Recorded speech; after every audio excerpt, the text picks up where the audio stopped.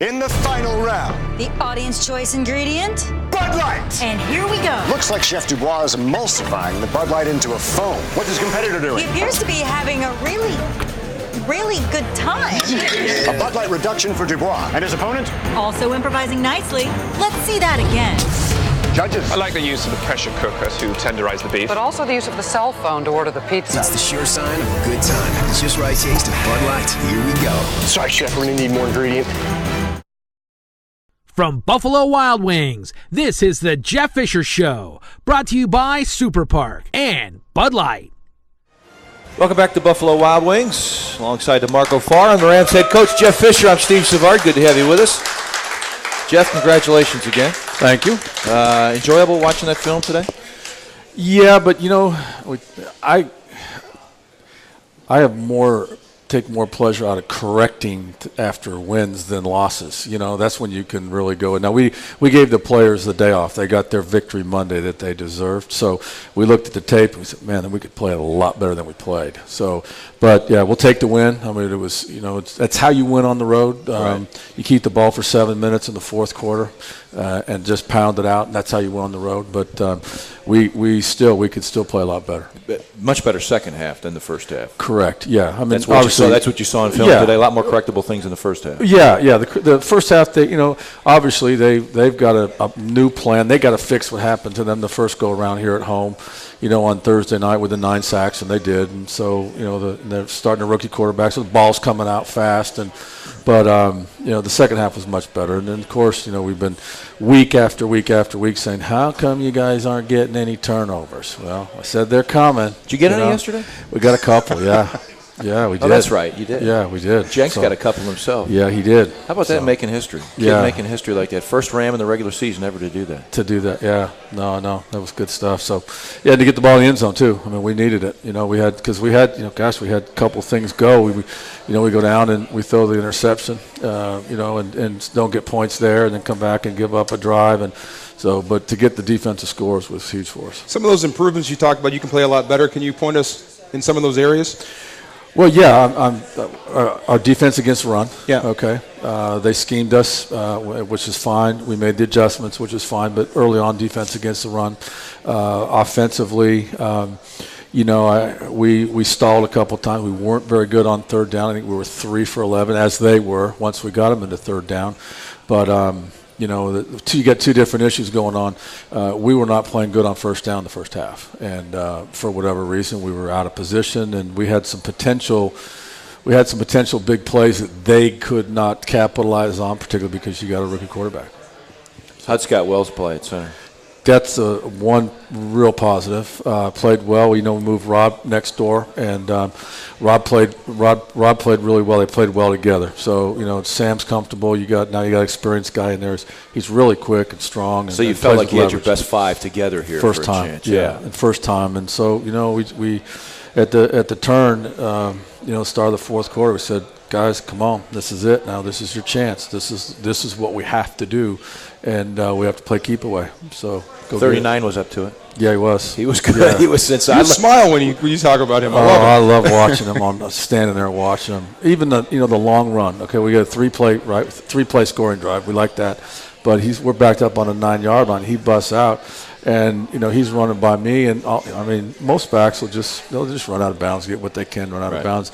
He turns and hunts up the last defender. Yeah, that's good stuff. And we love the fullback dive. Yeah, was it third and one? Third and one. He gets 14, 15 yards. Did. Yeah, that was good. Yeah, stuff. but DeMarco, you noticed how you thought that Scott Wells had fresh legs getting out of there from the I was going to say, is he that quick, or is that just fresh legs? Quick. Well, that's how he plays. Yeah. My goodness, the first snap was my favorite. The first snap of the game where he gets to the second level. Yeah.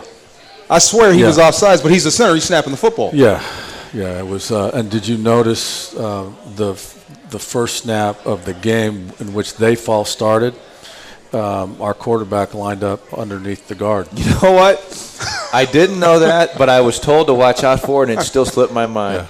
It still slipped my mind. It happens. Yeah, on purpose. Oh yeah. Oh no. No. Yeah, it was a natural unbalanced. Yeah. You're a kid. Yeah, we did it on purpose. Yeah. Yeah. Fooled us once, shame on us. Crafty. Yeah. Sneaky. Yeah. Like but it. Anything. They adjusted. So when we came back and did it again, we had a short 3-man side and ran the ball off the 3-man side.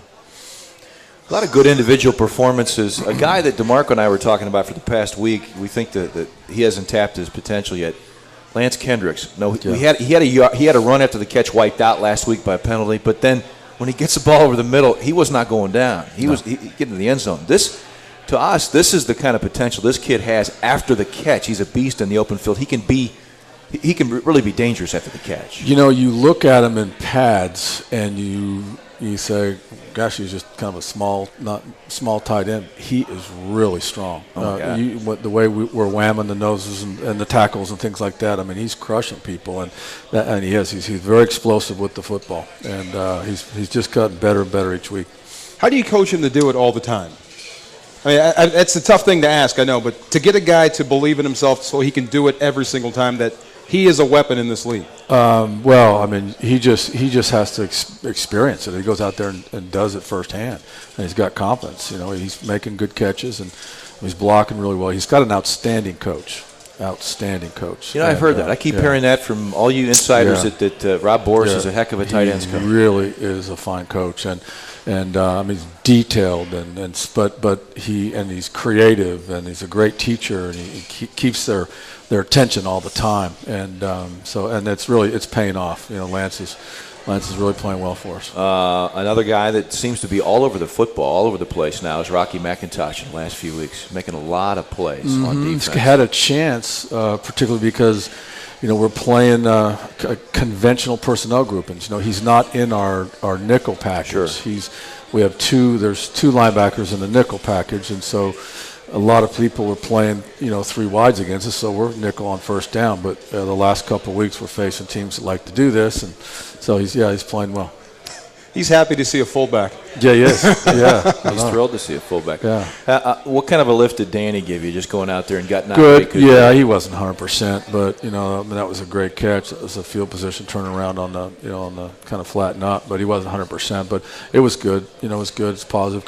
Still created problems for them. He's up. He's active. They got to concern themselves with him. You know, on third down, so it created opportunities for us. When did you know he was going to go out there? Well, I knew he was going to go out there, and we had to take him out there to see how he was. Yeah, because we shut him down completely during the week. Right. So he was good enough. You know, he was good enough when he came out. You know, about 2 hours before game time, we knew he was going to feel better at kickoff because we tape Advil on his foot. That kind of thing, and then so. That's the latest medical. Tape and Advil. Yeah, tape and Advil on it. Yeah. Sam, he took a shot, we thought, that should have been penalized when a guy, it was Quentin Groves, the outside backer, that landed on him. Yeah. His next throw caught our attention on the Arizona sideline. His next throw, I believe it was to Givens, was an absolute laser, almost like he got all of his frustrations out, and then he was locked in, seemed like after that hit. It was 3rd and 10. We needed, it was really the only place to go with the ball, and he threw a rope. So, you know, he was shook, and you know, a lot of it was wind, and just you look at it, and go, man, it's got to hurt, but he's tough. The thing he showed yesterday, he's been showing, and is his mobility. You know, his ability to get out of the way and get away from trouble, and throw the ball away. Or, you know, pick it up and pick up a first down. That's the thing that's been most impressive. But that's a tough defense to attack. And in order to be successful, you have to throw with precision, and that's what he did. He made some great throws. Chris Givens continues to contribute to it. He was over 100 yards for the first time. And not just, you know, making the catch, breaking away from guys. He's making the tough catches now, like the diving catch for a touchdown. How many times have you seen that ball come loose when you hit the ground? A lot. And no, that was the only place the ball could be put anyway. You know, because it was pretty good coverage, and he makes that catch. Is a great throw. So yeah, he's coming on. What you see is you've seen a little more of the short, intermediate stuff in this game now because they respect him as a deep threat. And he's got some giddy up, man. He'll turn a short pass into he can go a 15 or 20 yarder. You knew that ahead of time. You were asked this afternoon, any concern about Greg Zuerlein being in a slump here? No. You know what? He just was way too fast. The get off was way too fast. We timed those things, and there, he's 1-2 to 1-2-4, somewhere there. He's 1-1-3. He just hurried it and pulled it. So his approach. No slump. Yeah. From snap to kick, we timed that event, and he was way too fast. He could have, had he slowed it down, he'd have been fine. So I'm not concerned. His leg's good. John's leg's good.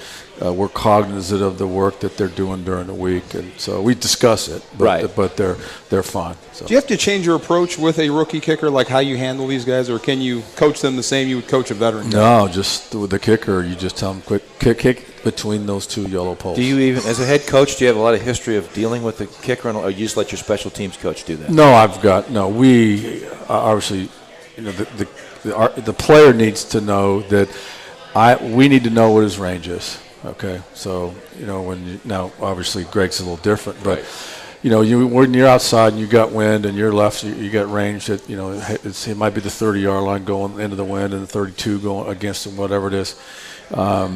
If he's within his range that we've discussed before the game, then you expect him to make the kick. If I'm going to take a shot outside of his range, then it's on me. Then I'll take responsibility, because this one I want you to try to take a shot at this, and if it's no good or short or whatever, this one's mine because it's outside your range. But are you relying on just the kicker telling you what his range is, or is it also in consultation with your special teams? Oh, no, yeah, it's range that's set in pregame warm-ups. Right. Yeah. But, I mean, I have known the kicker, you can probably figure out it was just to kind of exaggerate his range and say, I'm good from this, I'm good from that. My point is, somebody's you have watching complete trust in your kicker, or do you have to rely on your special teams coach to say, oh, no, this this is an intellectual conversation that takes place. Now, I've been around some kickers that struggle with that, in the past, but Greg does not. No. Yeah. Okay. All right, we'll take some phone calls, 314-969-0101 or 618-399-0101. Hit us up at Twitter at Rams Radio. Back in a moment. This is the Jeff Fisher Show, brought to you by Super Park and Buffalo Wild Wings on 101 ESPN and the St. Louis Rams Radio Network. Hey. Who's that? Oh, that's Rob. When I lived in this apartment, the 49ers won the Super Bowl. I used to watch every game from this exact spot. This exact spot. I didn't know what else to do. This is my lucky seat, man. The team needs me, man. Bud Light, for the fans who do whatever it takes. Welcome back to the Jeff Fisher Show, live at Buffalo Wild Wings. So it was a Victory Monday today, huh? Players completely off today? Well, what our version of Victory Monday is you must come in, get a workout in, and watch the game either Monday or Tuesday. On their own? Nothing's on their own, yeah. So if they want to get together by positions or what have you, but nothing's structured. There's no meetings and things like that. I think Victory Mondays are great incentive. Yeah. They're awesome incentive, yes. Yes. Oh, yes, I know. When did they come about? I dangled the carrot before we went on the field. Did you? To start the game. Did you? How'd you put that out there? When I called them up in the locker room, I said they're 3 hours and 15 minutes away from staring the Victory Monday right in the face. Oh, you're in trouble. Why? Whoever's in front of me is in trouble. Why? Victory. Oh, I love Victory Mondays, man. Oh. So why don't you do it every week, right? When did you start giving Victory Mondays in your coaching career here? Timeline. Within the last 10 years? Before that? Yeah, I mean, it's kind of a new school philosophy. Yeah, it is. It is within the last 10 years. Did Vermeil give you guys? He did. It was the same way. He never told us before the game, but he would always say, and we'd goad him into it after a victory. Victory Monday, and he said, "Oh yeah, Victory Monday," and we'd all cheer. Because I would bet my last dollar Dick Vermeil in his first go around with the Eagles never would have considered Victory Monday. No. Did Ditka consider Victory Monday? Shoot, no. No, we had a deal this summer. It was before our second preseason game, because we were going to break camp before the third. It was I think we were breaking camp Wednesday or Thursday before the third preseason game. So in the second preseason game, before the game, or in the meeting, I said, if we have 5 penalties or less and win the game, camp is over when the game's over. So wow, that's almost impossible. No, well, they did. That's They did. incentive. Wow. But they're standing out there watching, counting penalties because you don't want to be that guy. You don't want to be that guy that puts no, them they over had the that top. 6. No. Way to go. Back in Cleanest practice football tomorrow. game ever. Yeah. Let's. You ready for some phone calls, Jeff? Yeah. Let's head to Utica, New York. Wow. Hey, Joe Rand, welcome to the show. Hi, Steve, DeMarco, nice job. Listened to you guys yesterday. Real nice job. Thank you. Jeff, I've got a question for you. What does Harkey bring to the table over Miller? We couldn't hear who you were asking about. Harkey. Corey Harkey. What does he, Oh, yeah. what's he Okay, bring Corey. to the table Yeah. over Miller? I'm sorry? Over Miller, Britt Miller. Oh, no. Yeah, we talked about that last week. That was a hard decision. But Harkey is a tight end where Britt was a fullback. And, we're using more of the 2 and 3 tight end offense now.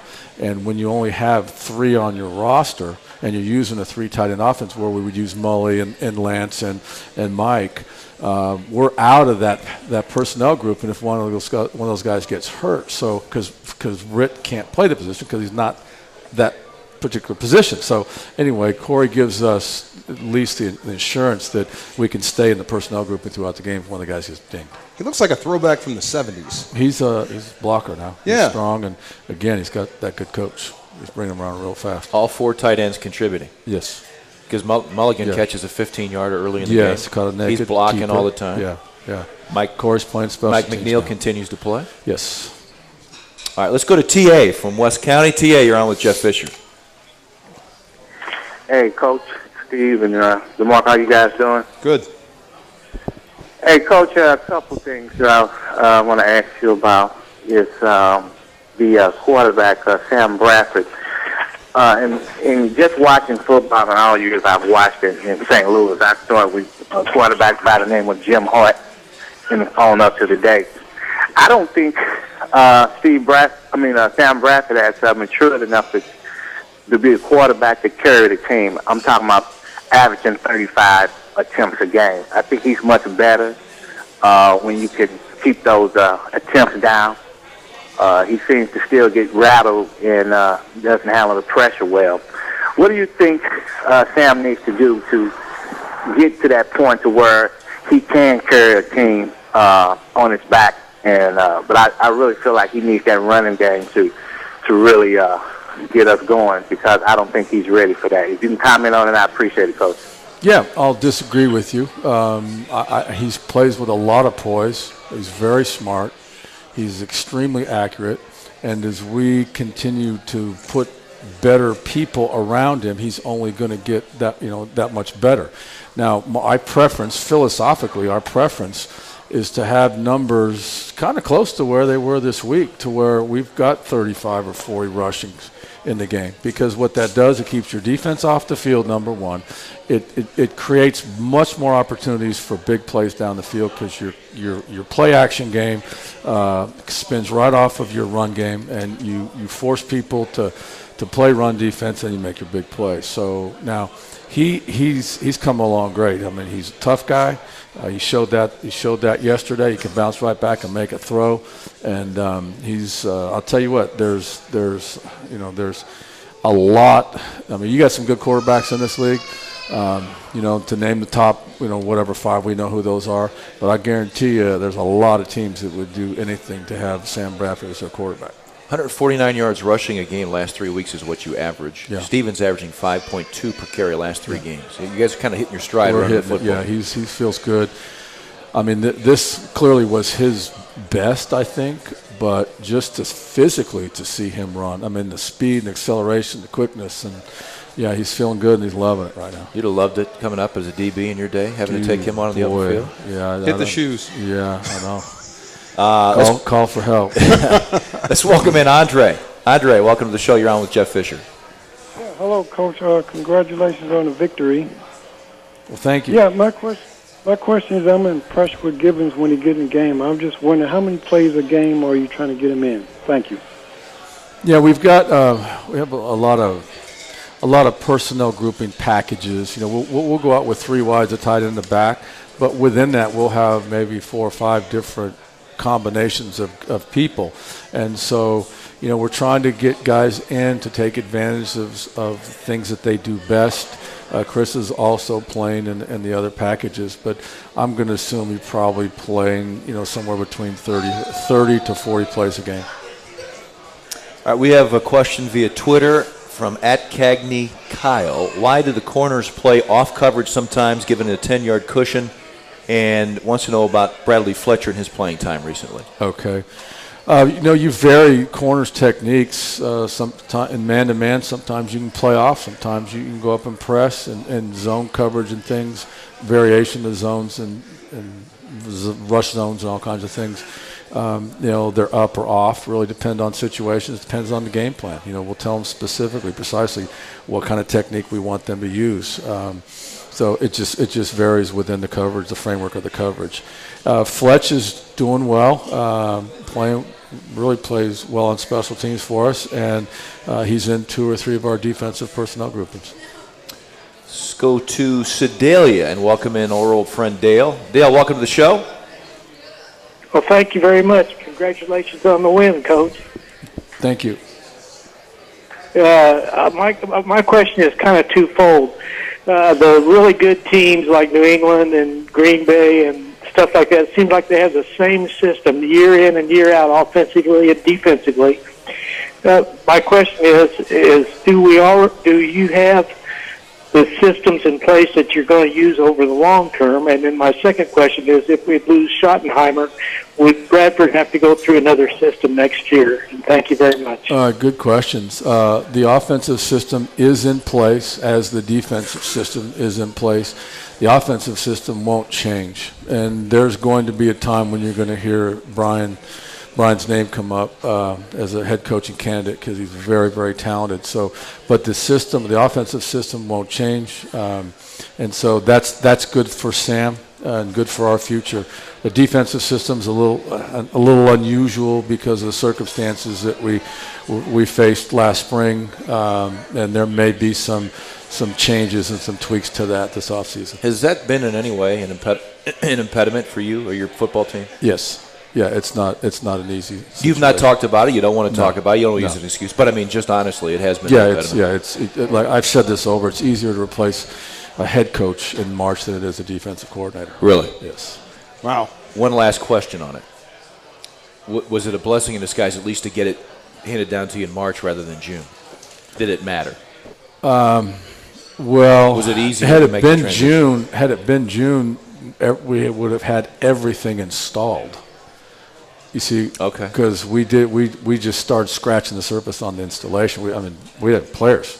We couldn't even talk to players then. So June, it probably would have been easier had it come later. Yes. Interesting. Speaking of that, systems. Do you get off on names labeling what the system is? West Coast spread, all this type of stuff. What is the name of your offense, if you can give it a name, the style? I don't want to say it's evolved. I think it originally was West Coast. Most of the assistants have experience in the West Coast, but really West Coast. What's West Coast? It's San Francisco 49er. Just quick 3-step. And that's kind of what you saw a little bit out of Arizona. Yeah. But we've evolved. West Coast didn't utilize 2 tight ends, 2 backs, or 3 tight ends, and all that kind of stuff like we do. So we're multiple, and the West Coast really didn't run the football, like we run the football, because we have a combination of zone scheme and man schemes and angle plays. We'll take your phone calls, 314-969-0101, 618-399-0101, or hit us up on Twitter @RamsRadio. We're coming right back with the Jeff Fisher Show, brought to you by Super Park and by Buffalo Wild Wings on 101 ESPN and the St. Louis Rams Radio Network. Hey. Who's that? Oh, that's Rob. When I lived in this apartment, the 49ers won the Super Bowl. I used to watch every game from this exact spot. This exact spot. I didn't know what else to do. This is my lucky seat, man. The team needs me, man. Bud Light, for the fans who do whatever it takes. Welcome back. All right, we have been to Sedalia. We have been to Utica, New York. Our next question comes from right here in Creve Coeur. Chuck, here at Buffalo Wild Wings, you're up with head coach. Hi, Coach. 3 questions, but I'll make them real quick. Great play to Kendricks over the middle. Do you plan to use him more? And as you prepare for San Francisco, not sure who you're going to get, do you have to practice even more to get ready for, you're not sure who you're going to get, whether it's Kaepernick or Smith? And then how do you think Harbaugh's been handling the situation? Well, we're going to continue to use Lance. Those type of plays are big for us. The play action passes to the tight end, obviously big for us. We will prepare for Kaepernick. You prepare for their offense, but you also prepare for him because he does a little bit more than Alex does. And as far as Coach Harbaugh, he's just going. I'm sure he's going to keep it quiet until till Sunday, and that's fine. We'll prepare for, like we did. First go around, we had to prepare for both of them because Kaepernick had been playing a little bit, but we'll prepare for him, and he'll be the starter. I can't see him going back to Alex now. Is it an advantage to turn around and play a team again 3 weeks later? I don't know. Yes and no, I guess. There's recall. There's the physical recall, the players and the matchups and things like that. But typically when these games, are within 3 or 4 weeks of each other, they're drastically different. It's completely different. So we'll take the positive, and we got to change our game plans. They got to change theirs. They're going to we'll look at our call sheet and say, gosh, we had this in, we didn't use it, so we'll keep this in, and that's kind of how they do things. When you have a guy like Kaepernick, is it the calls that change on defense or the technique play that changes? It's both. It's both, and then it's, you're going to move people around stem and do things like that just to try to get him to make decisions. The thing that's impressive about what he's done in the last 2 weeks is the vertical throws, the throws down the field. Obviously they got one of the top running games in the National Football League to stop, and now you got a guy that can throw with accuracy down the field, even on the run, and then that's a mobile quarterback. So it can be a problem. Our next caller comes from Creve Coeur as well. Dave, you're on with head coach Jeff Fisher. Welcome. Hey, Coach. An honor to talk to you. I've been a season ticket holder since '95, so we've been through the good, the bad, and the ugly, and having you here and what you've done in such a short time is just phenomenal, and can't thank you enough. Early on in your tenure here, you made a comment that the top priority was beating divisional foes. And while it might be nice to beat the Patriots on a big stage, I can't tell you how much it means to beat the divisional teams, particularly the Niners and the Seahawks, and to win on the road against Arizona is just fantastic. It must give you guys a big shot in the arm and a boost to win those games. Thank you very much. I appreciate your comment. Well, I appreciate your support. It is important. You start with your division. That's where it all starts. And for us right now, to be able to, look back and say, okay, we will have a winning record in the division this year in our first year. But to be able to, have swept one of the teams in the division that won 11 straight games and then was undefeated, when we faced them the first time, that's a big step for us, particularly because we're building to compete in the division, and we got a long ways to go yet. We'll head to O'Fallon, Illinois, and welcome in Michael. You're on with head coach Jeff Fisher. Welcome to the show. Hey, Coach. First I was at the Friday military appreciation practice you guys hosted. I just want to thank you again for that opportunity. It was a welcome treat, and we really enjoyed it. Well, we appreciate what you do for our country, and as you could tell, so do all of the players. So thank you for coming out. Sure. I got a couple questions going back to a couple games, if you'll let me. I had the pleasure of attending the Green Bay game, and what a heartbreaker, but they're such a great team too. We were down 2 touchdowns with about 3.5 minutes to go, and I was really surprised that we really didn't go vertical to try to get a quick score or maybe even a pass interference to get the ball downfield. And then since then, obviously in the 49er game, we went vertical in overtime, and it was a great pass, but unfortunately called back. And then this weekend, a couple times really going vertical and taking advantage of it. So kind of wonder about that Green Bay game, why with that short period of time to score twice, we really didn't try to hit something deep.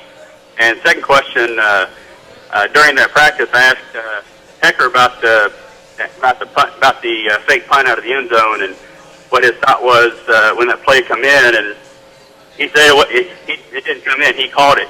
So my question to you now is, what was the surprise? And forgive me if you guys talked about it this show after the game, but I missed that.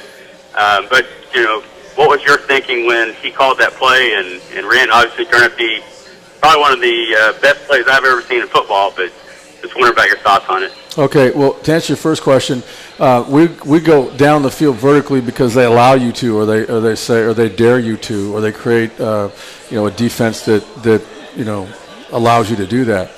Green Bay was deployed in such a way that we couldn't make plays down the field. They had taken it away. So that's first answer your question. John Hecker did not call that fake. We have a situation on our punt team where if that wide guy is left uncovered, that we're going to snap it quickly and throw it out there, okay? And that is either on or it is off. In this case, it was on. So we said any place on the field, if they uncover the outside guy, we are going to throw the ball out there. Now, there's also been times when that has not been the case, that it's been off, where we're not going to do that, where we're going to bring the guy down and block him. But we're not going to see much more of that. We actually saw it at the end of the game and probably should have chucked it out there, but didn't.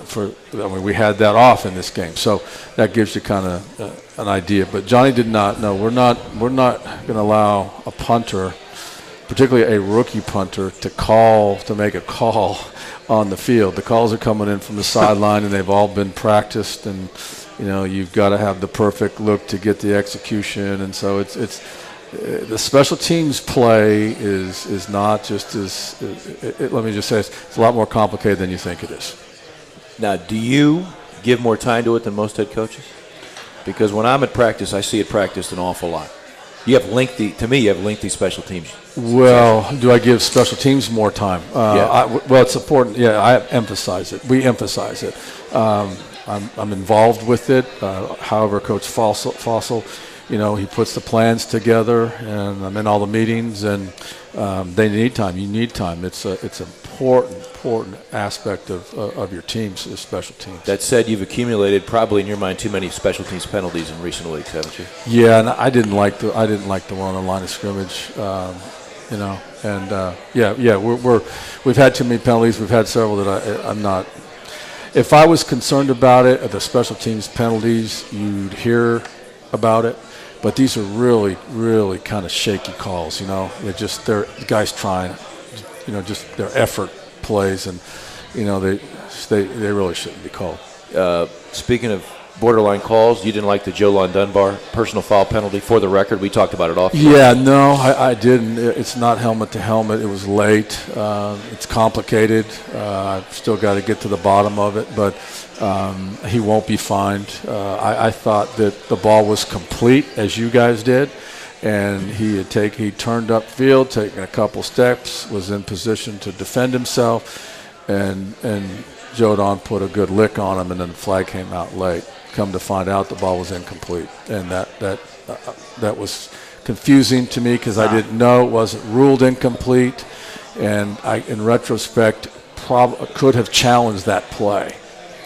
So, do you think Groves could have been flagged for his landing on Sam Bradford, following through on the play? Yeah, you've seen that before, putting all your weight down on the pass. No different than I think this was not as bad as the play in the New England game. Right. But close. We're just not getting it. Yeah. Question about San Francisco moving forward. People are saying that you're going to get the real San Francisco, as in you didn't get their best shot in San Francisco. What do you say to that? Well, they didn't get our best shot, so that's probably the easiest way to put it. On that note, we'll head to break. Yeah. Talk some more about the 49ers when we come back. This is the Jeff Fisher Show, brought to you by Super Park and Buffalo Wild Wings on 101 ESPN and the St. Louis Rams Radio Network. Hey. Who's that?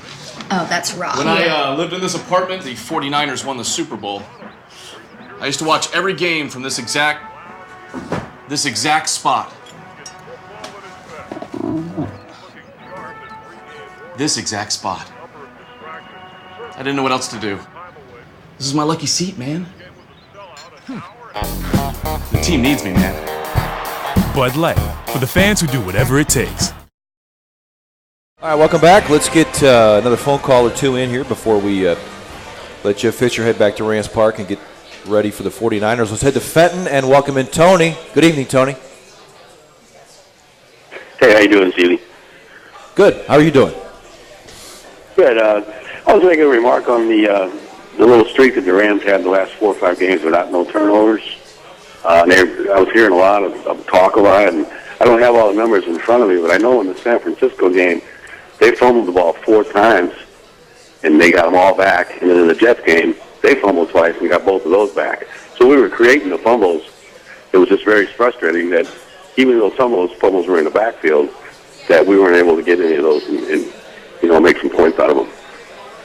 That's exactly it. Ball was coming out over the last couple of weeks. Prior to that, it was not. Now the 4 in the 49ers, three were caused. One was a quarterback center exchange, and then of course we knocked both those balls loose last week against the Jets. But we didn't create any fumbles this week. They were just all interceptions. The final interception was a group effort. I mean, you had was it Long Chris, that tipped it? it? Chris got it. Then was it Fletch that contested? No, well, it was Court. It was Cortland. Court sniffed the play. Court would have made the tackle immediately, and he went because it was a jailbreak screen to Fitz. Yeah, and so Court came. Then the ball bounced around, and then obviously James finally got it. But while I was bouncing around, I'm thinking, I don't need one of their big linemen to catch it and just wall her into the end zone. And now we got a problem. But James picked it, and then when he sensed that he had nowhere to go and nothing to gain, he went down. I mean, he might have got killed. That was a big man. It had an angle on it. Well, it's a big man, but James is always thinking about the team first. Absolutely. I mean, that's a smart play. Yeah, get down. You happy with your linebacker group the way they're going right now? They're playing hard. Yeah, they're playing hard. I'd like to see them knock some balls loose. Some of those tackles, but they're playing hard. You went out and you brought Dunbar in. You brought Rocky McIntosh in. We continue to be impressed by. I mean, Dunbar's one of those guys that when he arrives, he creates a train wreck. Bad intentions. I mean, and I don't want to the hit aside that whether it's a penalty or not, but we've seen this from day one from this kid. That's how. Is that what you saw in New Orleans? That's how he played there. Yeah. Plus, he's obviously familiar with the defense. Yeah. All right. So the 49ers go to work. You got to work on the 49ers this week. What's the number one thing in thinking back to that football game that you want to change? I mean, you did an awful lot right. Okay.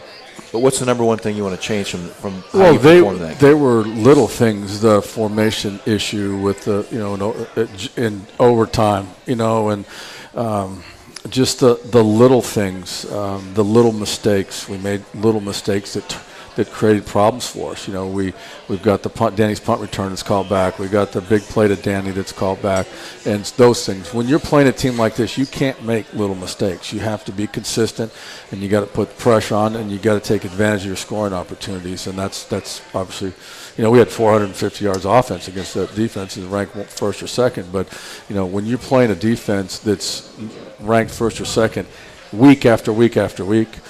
450 yards of offense is not unrealistic, but it's hard to do. It's very impressive. Yeah, so we need, again, we need to run the football. We need to beat them at their game, run the football, throw a few touchdown passes, and beat them on special teams. Hell of a challenge. Going to be a lot of fun. Yeah. You'll be the refs here about defensive holding, right, Justin Smith? Yes. Not going to let him get away with that anymore?